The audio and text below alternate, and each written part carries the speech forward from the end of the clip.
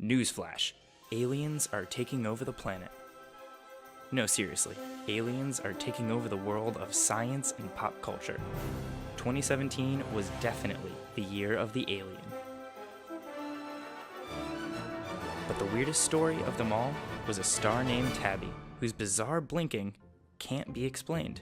Tabby star is perhaps the most interesting star we observed with the Kepler Space Telescope. Tabby star exhibits dimmings in brightness. We see 20% of the light dip every 700 days or so, and we don't know what's causing it. Normally, scientists see a 1% flux in light from a star when a planet crosses in front of it. But whatever's crossing in front of Tabby star is creating a 20% flux. So when NASA released the data collected by the Kepler telescope, citizen scientists noticed that Tabby's flux stood out from the other 150,000 stars being monitored, which is why everyone went all WT Flux. And soon, a theory rooted in science fiction started gaining momentum. My name is Val Peter Mongelardi.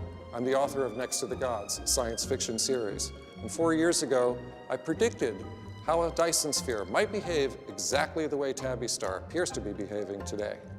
Before we go any further, let's talk Dyson spheres. They're believed to be alien megastructures built around a star to capture energy. First postulated by science fiction author Olaf Stapleton, then supported by physicist Freeman Dyson. All right, Raul, go ahead. Essentially, something round and artificial is surrounding the solar system in order to absorb unlimited power. The way that I've described the Dyson sphere in Next to the Gods is it's blinking because it has to burn off heat. The correlation between that and Tabby star is that Tabby star is blinking erratically with a huge differentiation in flux and light that we don't understand why. See, this idea isn't crazy. It's a plausible theory explaining Tabby's misbehavior. So, if it isn't aliens, what gives with Tabby star? Well, we may have an answer that leaves aliens in the dust. When we see these dips, the star gets redder. This says to us that whatever's blocking is absorbing a lot of the blue light. And we know from physics that the kinds of things that can do this is dust. Dust, a giant cloud of space dust bigger than we've ever seen and only visible with infrared telescopes, could be passing in front of Tabby's star and capturing our imagination. And while this theory is broadly supported, here's what's so fluxing cool about this.